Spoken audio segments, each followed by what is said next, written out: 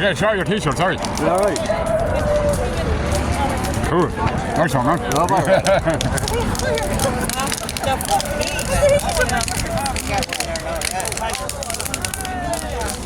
Why so serious, John?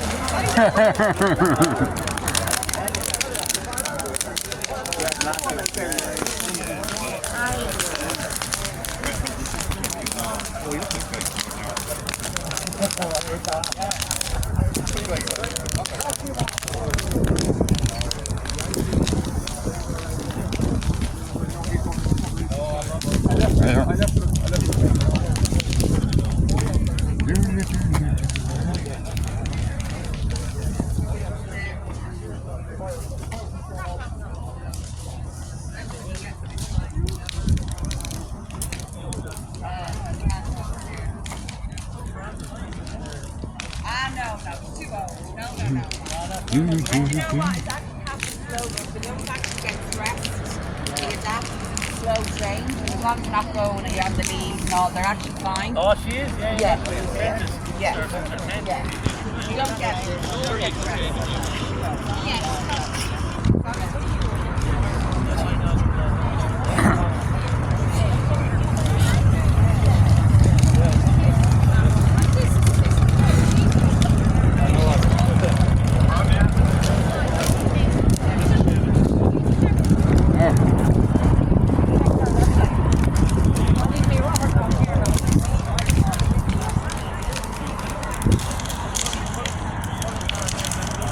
It's good. Leo organising the whole fucking thing all by himself. Oh, don't say that now, I get in trouble. Fucking John Malloy now and the fucking Niall doing nothing and Leo doing all the work.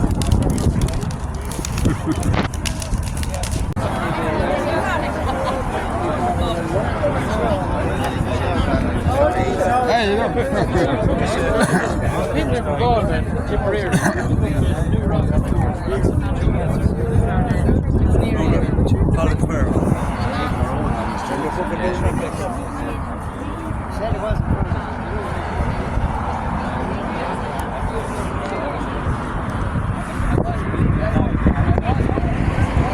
It's nice to see tricolours now, guys. I like it. I like it a lot.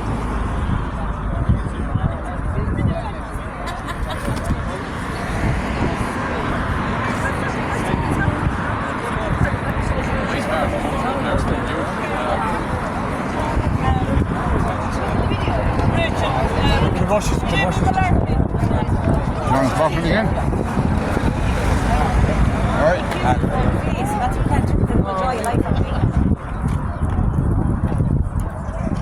I'll shit it in up there, good. Fred is up there doing his thing.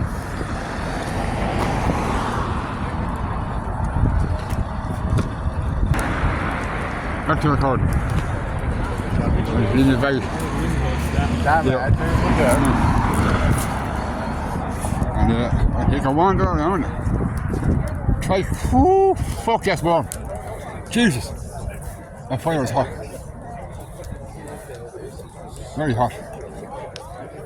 And I'd be on get set up nicely. Just squeeze through the crowd. Yes.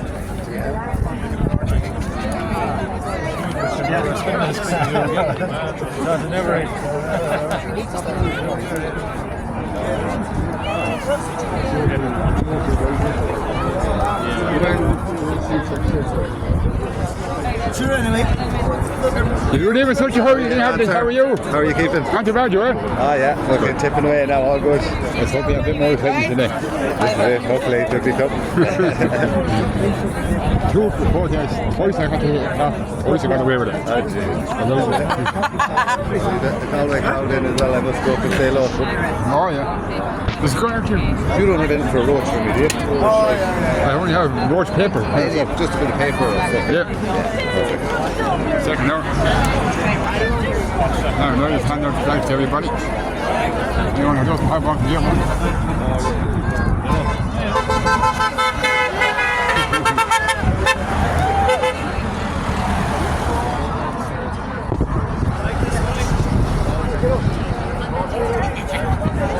See you, tricolours, guys. Absolute see you. Get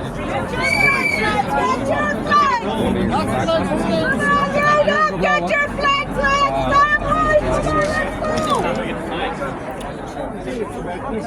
For your past, your people's culture, then you're in Denmark.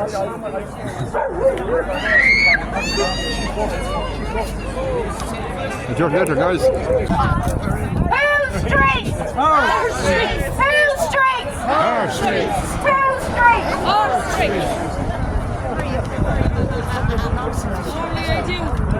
Right, everyone. We're going to go up here now for the speeches. So if you want to make your way up this way, we're going to make our way up with the speeches. I'm fucking up about it. Okay. I beg your pardon? How does your age group feel about the country? Tricolor.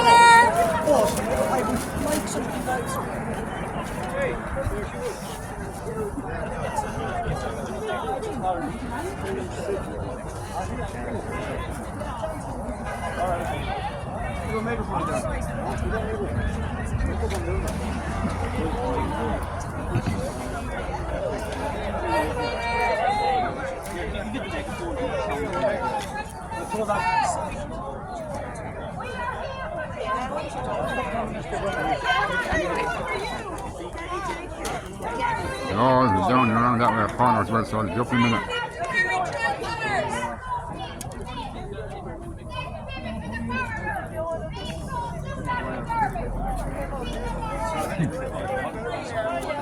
Now, get the speeches in on the guys.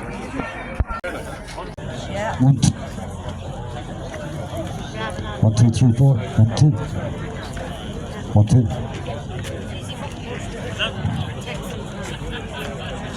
Okay, ready to roll. Those of you that are at the front of the road there, can you come round? Can you come round here, Weaver, please? Round this way, please. Thank you. Everybody round this way.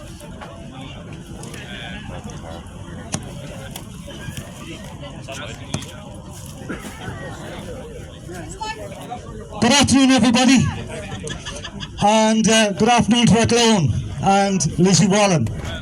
My name is John Malloy, and most of you probably know me at this stage, who I am and what I do.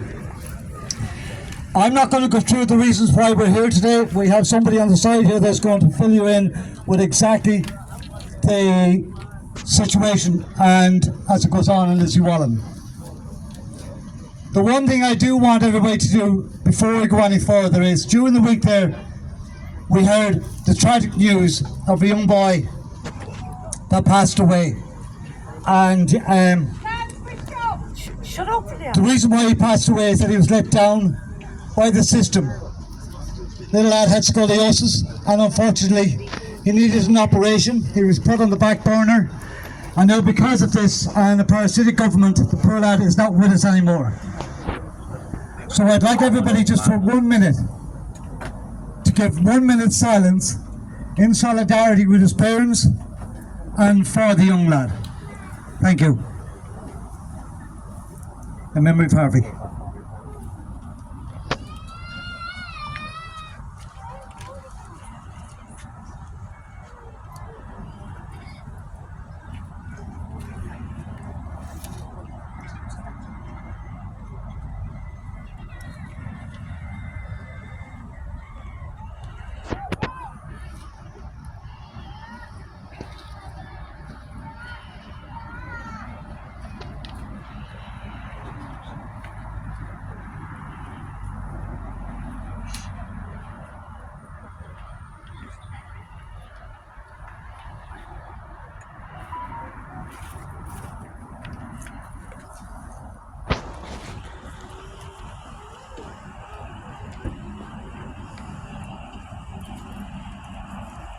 May Harvey's soul rest in the arms of angels.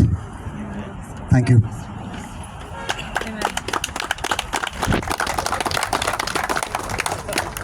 Okay, folks, you'll hear more from me later on, but I want to introduce you to a gentleman that I've known for this last over a year at this stage, for my being up and down here to Lizzie Wallen, and indeed bringing marches through barriers and barricades and God knows what. And the good people of Athlone, I made many friends with an awful lot of you that are here today, and it's my pleasure to introduce Mark Francis. Yes? Yes. I'm just looking around here for a moment. I can see quite a lot of faces that I know, and even better still, a lot of faces that I don't know. So on behalf of each and every one of us, thanks a million for showing your support for Athlone. I'll give you a second. What I'm going to talk about today is, it's going to be broken down into 3 parts. But I'm going to start with a month of 2024, which was December 2024. We got basically a phone call from the steps of the High Court. I can't remember the exact date, that's been honest, but it was in 2024, where the legal team told me personally that as of that date, the state had conceded basically everything to do with this, whatever you want to call it, behind me. Eyesore. Not only on the environmental grounds, but they also conceded, which was very important at the time, the costs. We were all led to believe that after that date, all it was, we hoped, was a matter of the next court hearing whereby the state would tell this judge and give them a date where the guests would vacate and the site would be returned to a greenbelt site as before they built this. 7 months, 8 months later, after a further 8 court cases, and on each of those court visits, the then judge allowed the state more time and more time to come up with this so-called emergency legislation, which meant that they were trying to overturn what they had already said was an unlawful site. We lost one of the judges, a male judge, who then subsequently handed it over to a female judge, who presided over 3 of the cases, and on the very last case, the state produced some sort of a document, and the case has been adjourned now until, I think it's the 27th of September. But the point I want to make about this, and this is not open for debate or argument because it's factual. When the state conceded the case back in December 2024, that still stands as of today. That site down there is still legally and every other way an illegal, unlawful development. Until such time as a judge overrules that, the legal case is still going to continue. And we're prepared at this stage, unfortunately, for the long road. And if it means it has to be taken into the European Courts of Justice, that's where it's going to go. That's the facts. Now that is the legal facts as it stands as of today, as of this minute. That is still, in the eyes of the law, an illegal, unlawful development. Now, I want to bring you back to prior to the election of November 2024. When it was decided to take out a legal challenge against the IPAS here in Athlone, there was 5 signatures on that legal framework that went up to the High Court. One of them being Kevin Boxer-Moran from Athlone here. Now, hold on a second, we'll save that for a second. Boxer, now, before I say another word, there's an awful lot of people in this town, for some reason, I don't know why, they actually think and believe that I know this man personally, or that I've had various conversations with him. I've never spoke to the man in my life. This is not a personality thing, this is a political thing. But we all know what happened in November 24. Boxer was elected back into Dáil Éireann again, but he ran then as an independent candidate. Very important. As soon as he got his feet in the doors of Leinster House, He closed it up with, in my opinion and others, is possibly the most corrupt politician that ever set foot in Leinster House, and that's Michael Lowry.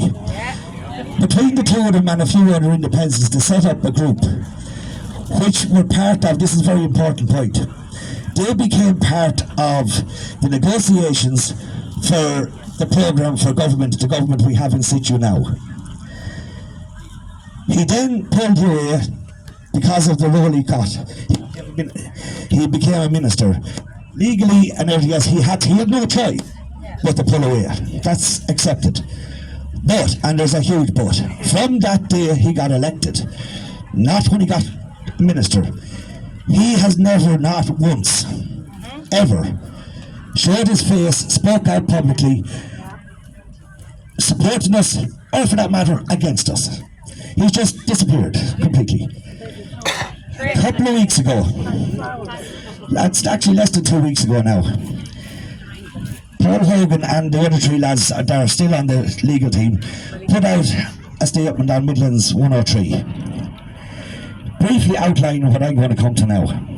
The following day, a boxer came back with a statement, and to be honest with it, there's more holes in it than you see in a block of Swiss cheese. And it has been counter-stated again, and we're still awaiting on his response. But part of what Boxer said was that he has no jurisdiction, no control, he can do nothing, blah, blah, blah, so forth. Now, when Boxer became minister again, Boxer became the Minister of State with responsibility for the Office of Public Works, the OPW. That site down there is built on OPW grounds. How can any minister stand over a contract for an unlawful development? And that is what our point is, and that is fact. He can deny it till the cows come home. I had a friend, a man I have unbelievable respect for, ring me this morning prior to this, saying that this is a government strategy, that if he was to do that, he'd lose his job. Oh well. Tough. But what he would lose is his ministry. He will not lose his salary of over 115,000 euros a year as a TD and the expenses that come with that. So, we are now standing here today, and I'm personally put my neck in the block. I don't care anymore. I am demanding, ye are demanding, the few from Athlone that came here are demanding that Kevin Boxer Moore, the minister with the responsibility for that unlawful state down there, that he tear up the contract with effective immediately, even if it means he loses his ministry. That is not going to change. This case has now taken on two prongs. It's now the legal case and it's also gone political. We await the minister's public response. Thank you. I'm sure that kind of brings it home to everybody exactly what the people in Athlone have been going through for this last year or more. I've been down here on numerous occasions when there was barricades here, and you had some of the very good ladies here standing in front of lorries, stopping lorries coming in, putting their lives at risk for the people in Athlone. And ladies, from the bottom of my heart, well done to you. Absolutely fantastic. To the lads that stayed here at night time, keeping the fire lit at night time, and keeping us informed of what went on all the way through. Much credit, lads and lasses. Well done. You put your life on hold to stop what went in here and what's unfortunately still here. But with the grace of God and the power of the people of Athlone, this can be stopped. And as Mark says, that gentleman, for the want of a better word, Boxer Moore, has the chance of doing that now. So I hope for his sake and for the people of Athlone he does so. Okay, to continue on a wee bit more, there are a few people here today that I would like to come up here and say a few words. There is a young lad here, he's only 16, am I right, Aaron? Come up here to me. Young lad here, who's only 16. This is Aaron the Nationalist. And Aaron has took it upon himself to grab by the short collars and everything else the young people of this country. And I think the young lad deserves huge credit for doing what he's doing. Aaron, I'm going to let you tell the people exactly what you're about and what you're doing. Well, hello all.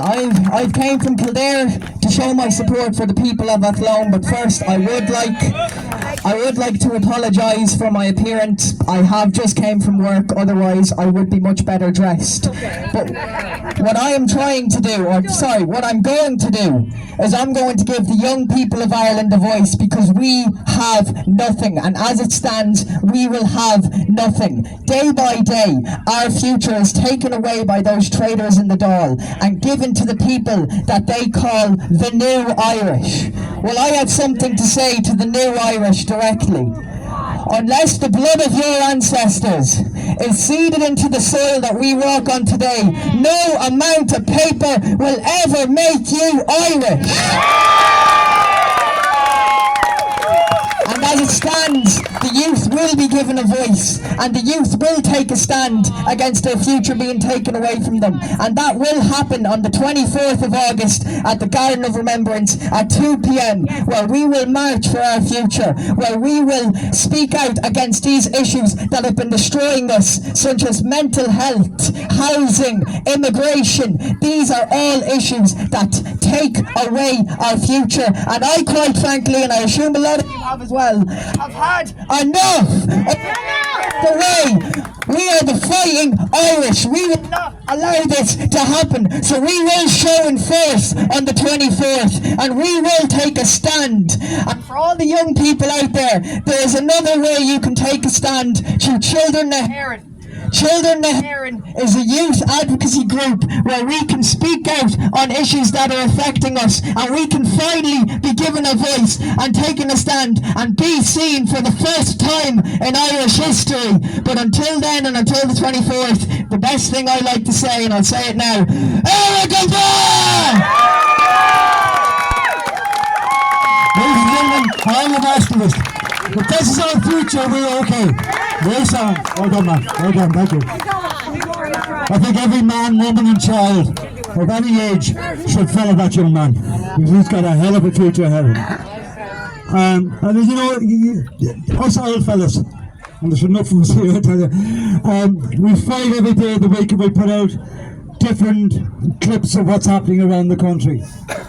And we need people like Aaron. We need people like Aaron to pick up on what we're putting out there. We need Aaron to get the younger folk out there with us. We cannot do this on our own. There's no one particular group out there that can do this on their own. So, said that, I'm just going to roll forward here and then we'll bring on the next speaker. Aaron has got your gig on the 24th, okay?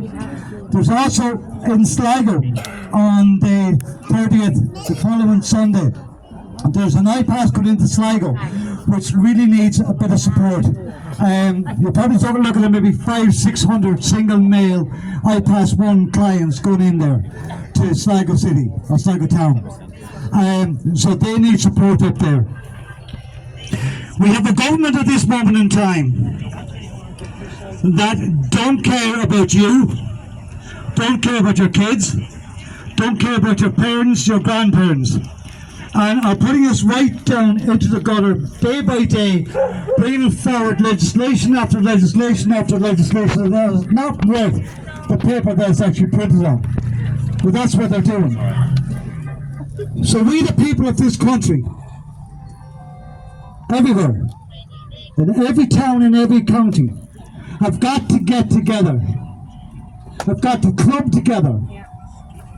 And as I can see at all rallies that I go to, one thing I always ask people to do, and that is to put your right hand on the left shoulder of the person standing beside you. So if you can do that for me, there's a reason behind this. Your right hand on the left shoulder of the person standing beside you. Yeah, you're You may not know that person. You may have never met that person in your life. She's confusing me. But that person right now is your friend and is your country person. Yes. There's a belief within us all But we've got to get from the pit of our stomach. We've got to get that belief out and onto the street. We've got to get that unity. We've got to put the unity back into community. Yes. Here, here. That's true. Is that right? Yeah. Exactly.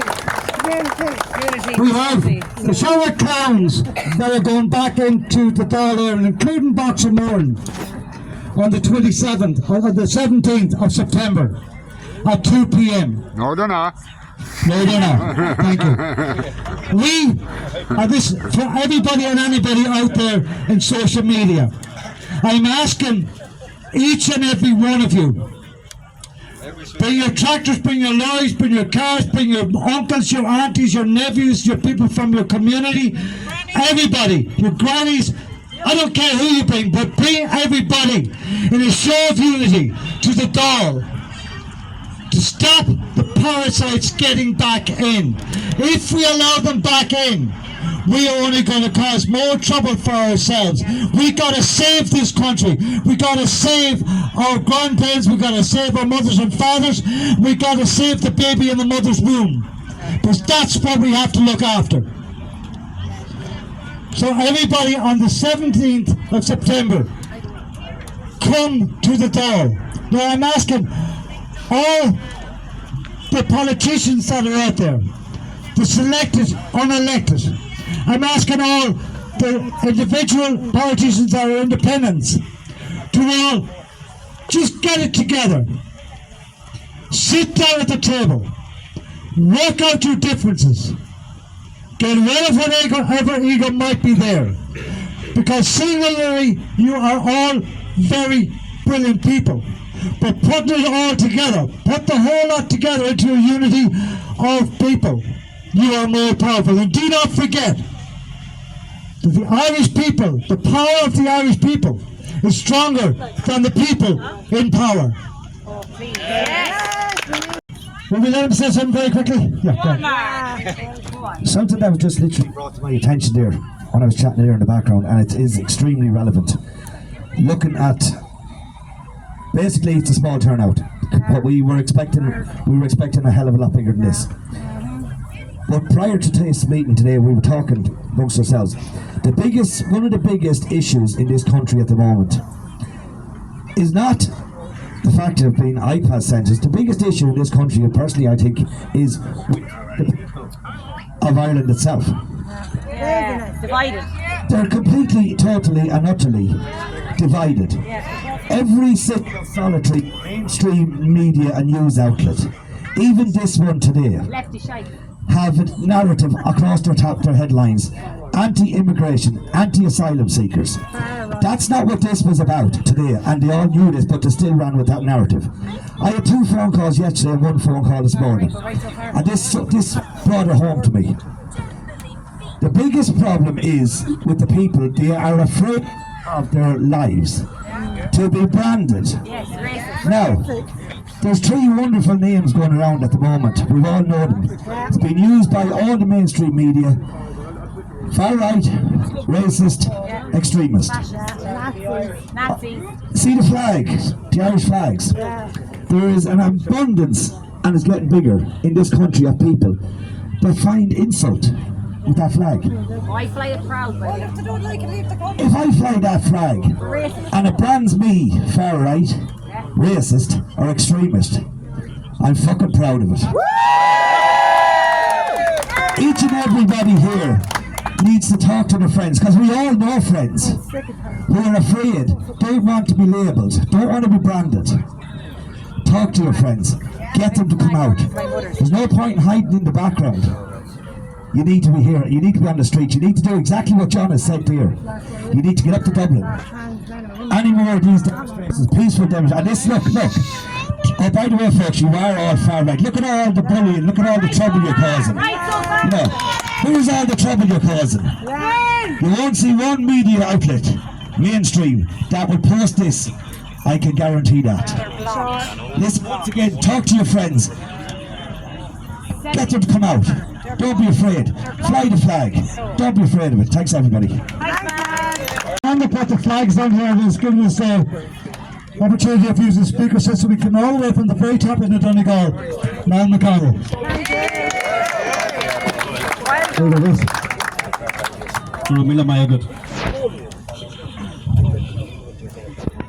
So, my name is Niall McConnell, and I've come from the windswept hills of Castlefin, County Donegal, to stand shoulder to shoulder with you in Athlone. For every Irish man carries the heart of Era in every corner of the sacred land. We will march through these historic streets, our spirits blazing with the divine spirit of the Holy Ghost, our souls anchored in the love of our Lord and Saviour Jesus Christ. Today we rise as one, heirs of a fierce and noble race, to stand against this tidal wave of mass immigration. A calculated assault on our homeland. An attempt to build Ireland's largest iPass centre right here in Athlone. This invasion must be halted.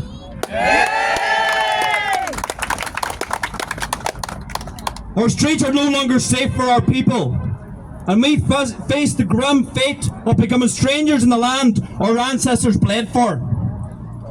Look upon this ancient place, the mighty Shannon rolling like a hymn, the Westmeath fields where the cuckoo calls, the rolling hills where our forefathers stood unyielding. As Dan Breen declared, Ireland is not Ireland without the Irish people! Our ancestors, those giants of faith and courage, endured horrors beyond imagining. In the dark days of persecution, they gathered at Clonmacnoise, whispering prayers to the Holy Trinity, their rosaries clutched tight against tyranny's shadow. The O'Farrells, the proud kings of Annally, who ruled these lands, fought as warriors for our freedom, their heart fortified by the blood of our holy martyrs. We are their sons and daughters, carrying the torch of an ancient people. As John Mitchell proclaimed in 1848, the Irish race, rooted deep in the soil of time, will never bow to the yoke of oppression. Now a new darkness threatens us. They say we are being replaced, that foreign names now echo louder than ours in Athlone streets. Our children walk in fear, our sacred right to our homeland trampled by those who would erase our legacy. This is no mere change, it's a conquest. A betrayal of all that the O'Farrells and our holy martyrs died for. We are a warrior race, a people who carried the cross of Christ to the farthest corners of Europe, who built Clonmacnoise, where St. Kieran prayers still linger. Our Gaelic blood runs proud, our Catholic faith a shield against this tide. We will not be ashamed of who we are. We stand tall, waving the banner of the eternal Irish nation. We fight for our little children, for the rivers that sing our history, for the birds that soar above our hills, for the Ireland our children must inherit. The politicians who betray us, they flood this land with snakes, but St. Patrick cast out those serpents before, and by God's grace he will do so again.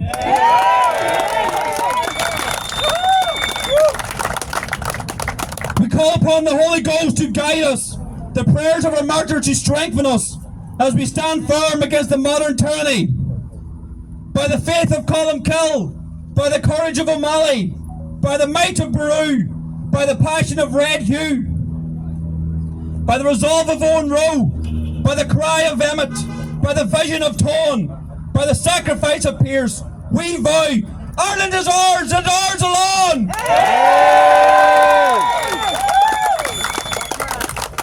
We call upon our patron saints, St. Patrick, St. Bridget, St. Columkill, shield us from this invasion of our land, for our faith and our soul.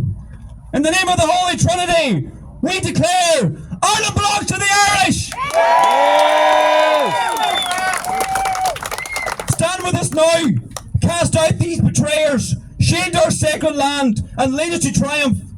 For our faith, for our children, for all Ireland, we will rise and we will conquer. YouTube channel, you go live. My nights a week to go live? Tuesday, Thursday, Sunday. Tuesday, Thursday and Sunday at around 8 o'clock, yeah? Rachel, come up here and introduce yourself.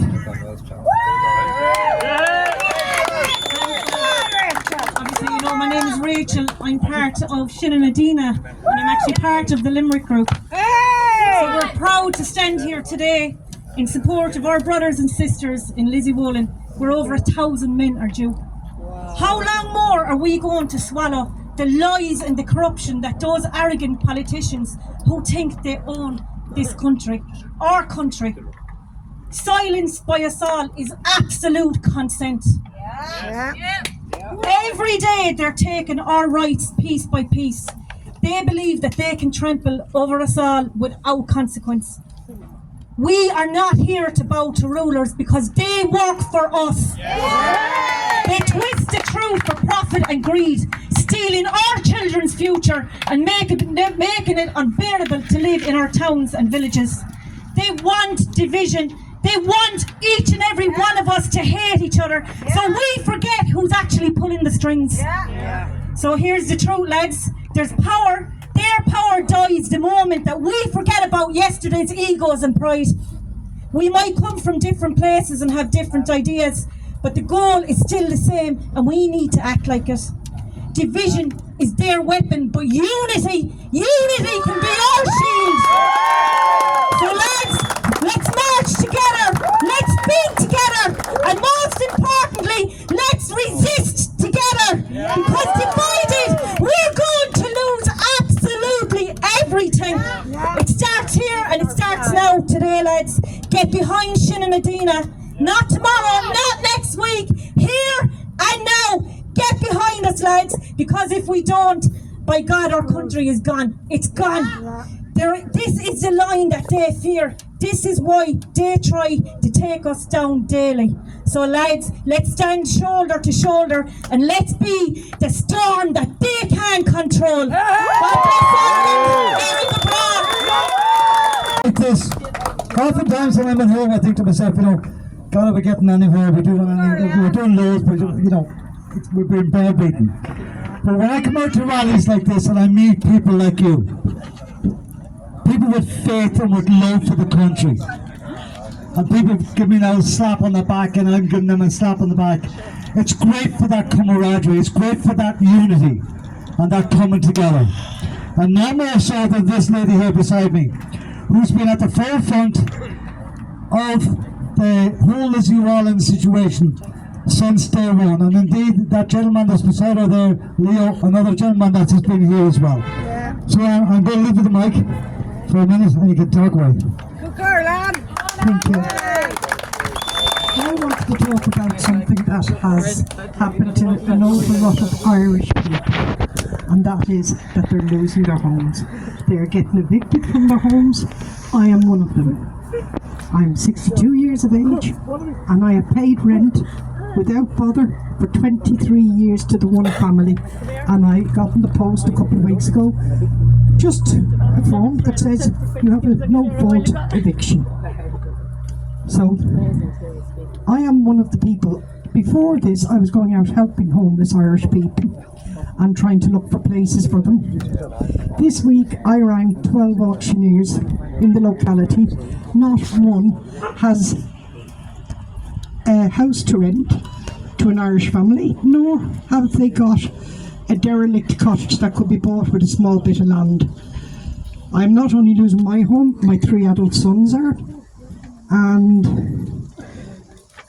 we have money to buy a small derelict place, but not a money to buy a big house. So at 62 years of age, I'm finding myself losing both my family and my home. But I am not on my own. This is something that is affecting people everywhere. There are people going to county councils and saying, I've got a house to rent, I want the HAP. And the county councils are ringing the landlords that are giving these houses to the Irish and saying, you can come into the office today and we will give you €8,000 today. And every month thereafter we will give you 4,000 in rent. They are trying not to rent any houses to the Irish. And there's nothing to be got. There's nothing to be found. So that's... Because they're all ran over with that crowd down there. That's who's getting the houses. If you go down around Monksland, the bottom of the Roscommon Road, it's absolutely alive with them. And I've lived, say, for 23 years, and I can't get a place. There's something else I don't understand. After 23 years of living in Athlone, my grandmother came in off the islands on the Shannon. All my grandparents are Irish through and through. None of them left, none of them went anywhere. I moved from Dublin to Athlone 23 years ago, and I, in my community, am still a blow-in. You know, I get on with all my neighbours, but it's just funny, you know, after 23 years you're still a blow-in, and yet we're supposed to accept these people that arrived last week and the week before and pay for them and give them all and everything. Give them our kids' school places, our families' hospital places. My daughter Christine died the very same death as little Harvey. She's dead 10 years this month, and she died for the very, very same reasons. By the time she got her operation, she was 9, 10. She lived till she was 33, but spent more than 3/4 of her life in hospital, in huge agony and pain. She was in Mullingar Hospital, being treated by one of these doctors. And she rang me and she said, "Mum, I'm not well, but I've been discharged." And I said, "Well, back and tell the doctor." She said, "No, I'm not coming back in to tell the doctor." She said, "Mum, they're horrible." And she said, "They're bloody foreign doctors." And she said, "Mum, will you please pick me up at Athlone station if I get the bus from Athlone to from Mullingar to Athlone, and will you bring me to Ballinasloe?" So anyway, I did, and I got to Athlone station. When she got off the bus, she was still in her PJs. She was vomiting into a plastic bag, and she was yellow in colour. And I said to her, "Christine, I'm afraid to carry you. I genuinely am afraid to carry you." And she said, "Mum, I beg you, please will you drive me?" So I did. We got to Ballinasloe Hospital and she was in ICU within 6 minutes. Christine never came back out of hospital. She was discharged from Mullingar Hospital being told that her bloods were perfect and she could go home. She had double pneumonia and died from sepsis 6 weeks after going into Ballinasloe. So this is not a new thing. Our government have been doing this on us for years. The lack of empathy, it's just unbelievable. I don't know what else to say except that I love Ireland. I don't even hold a passport. I love it passionately. I haven't been to the beach in 2 years because I'm afraid. I don't go to the shops anymore because I can't walk fast enough. If I get out of the car and I'm on my own, I'm absolutely terrified. I'm looking around and it's a horrible country now. And we do need to take back our country for our kids and for their kids. Thank you very much for listening to me. If anybody knows of within a 30-mile radius a derelict cottage that might be for sale, please don't be afraid to get a shout. So it's a derelict cottage, guys, anywhere. Hands looking for one. Right, Bucko. Head for the town. No, hang on, this man's going to say something. Yeah. Hi John, my name is John Wilson. I wasn't expecting to be asked to speak today. I am so proud to be standing shoulder to shoulder with the people of Athlone. And can I just say this, in case Micheál Martin calls me an outsider or anybody else that's here that's not from Athlone, every Irish man and every Irish woman is a local in every part of Ireland, our Ireland!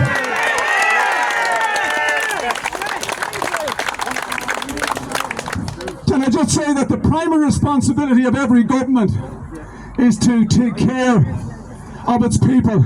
The primary responsibility of the Irish government is to take care of our borders and to take care of the Irish people. And there are none so important as our vulnerable and our sick.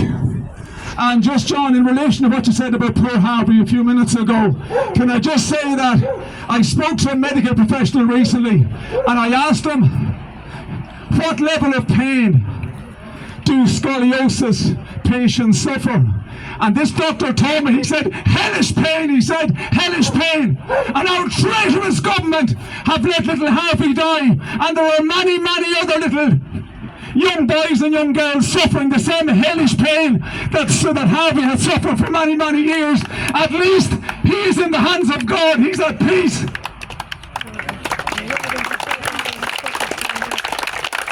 Simon Harris, resign, and resign now!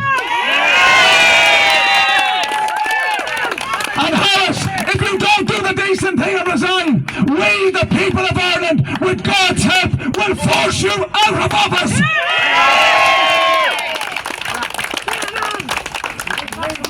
One wouldn't have needed to attend national school for a second day to know that Ireland is being invaded. We are being invaded.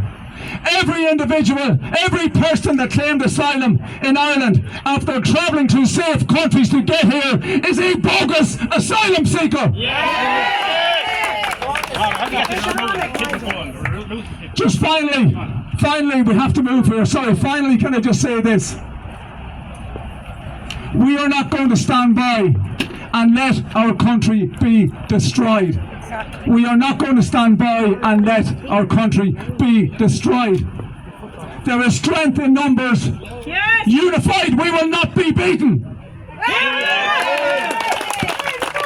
This is Ireland. This is Ireland, our Ireland, and we will fight like hell to save her. And we're going on a march now, and instead of chanting whose streets, our streets, chant whose country, our country, whose country, our country, whose country, our country. Okay, folks, one of the people's organising this has asked us to, we're going for a walk, okay? We're going down through the town, that direction. I'm not exactly 100% sure where we're going, but we have one of the lads from the committee here leading the way. I think we'll go down as far as the bridge, show the optics across the bridge, and then on to the castle, where I believe Boxer Moran is actually at that castle. So, thank you all for coming. I appreciate you being here. The people of Athlone appreciate you being here. God bless you all.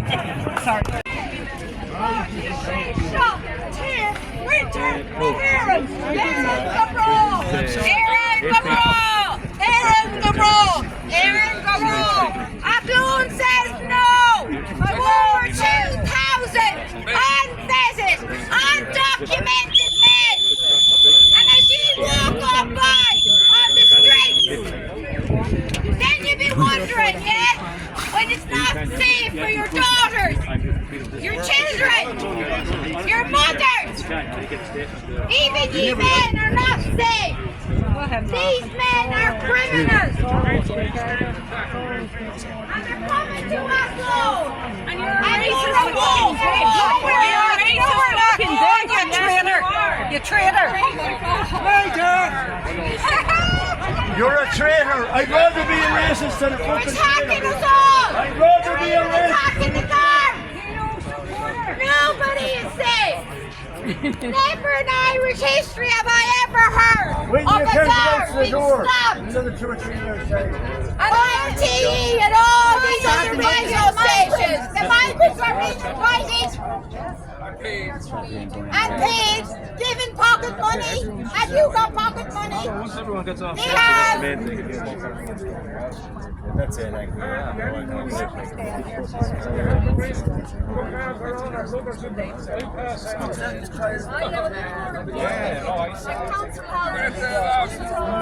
Sorry for this inconvenience, Ireland, but we're the only ones that seem to care.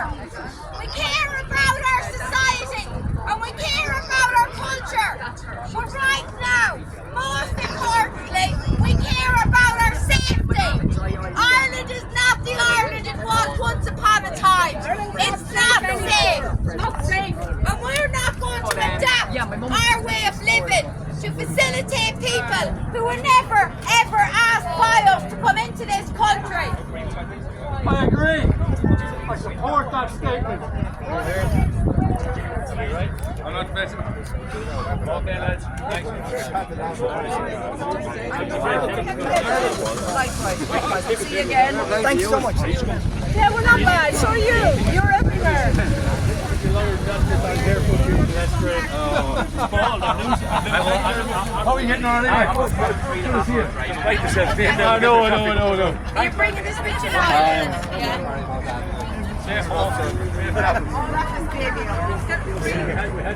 Are we marching back? I think we're marching back, yeah. All the cars are back there anyway. Sorry, no, making sure everyone's safe.